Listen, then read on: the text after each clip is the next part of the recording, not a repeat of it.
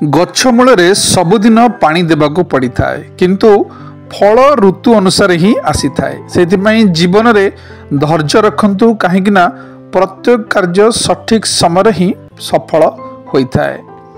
सृष्टिर नियम अच्छी आपण जहाँ बांटिबे ताहा आपण पाखरे बेसी हेब ताहा धन हेउ किंबा भोजन सम्मान हेउ किंबा अपमान घृणा हेउ किंबा प्रेम। ईश्वर काहाकू दंड दियंती नाही मनुष्य को तार पाप ही दंड देइथाए। तेणु दुईटी जिनिष प्रति सतर्क हेबा उचित गोटे ईश्वर और अन्यटी पाप। माली प्रतिदिन गछ को पानी देइथाए किंतु फल केवल ऋतु आसिले ही फली थाए।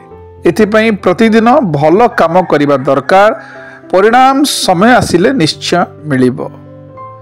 दूर हेउ सभिंक मनु विषन्न सबु रंग बोली दियंतु श्रीकृष्ण। रंगरे भरंतु सभिंक जीवन भलरे रखंतु चक्का नयन।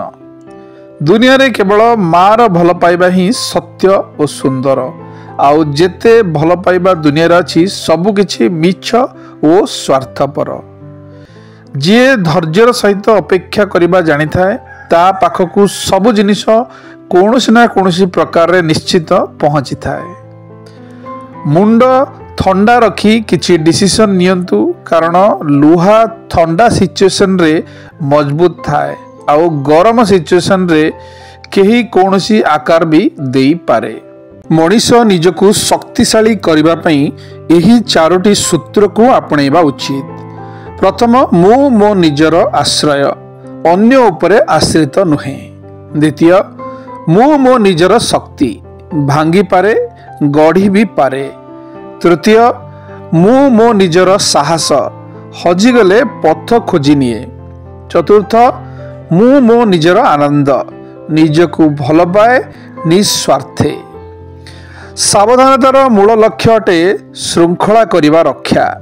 संसार मध्यरे नाम अरजीव केही न करिवे व्याख्या।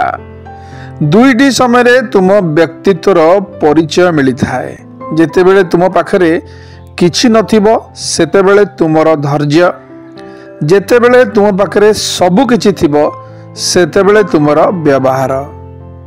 हरेइबा परे ही हृदयंगम हुए जे समय लोक संपर्क केते मूल्यवान थिला आउ सत्य यह जे केही चाहिले मध्य से सब को फेरई आनी पारिबे नाही।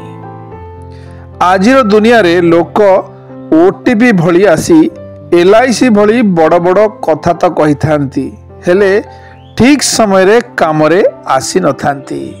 शुभ सकाळ दिनटी आपणकर मंगलमय हेउ।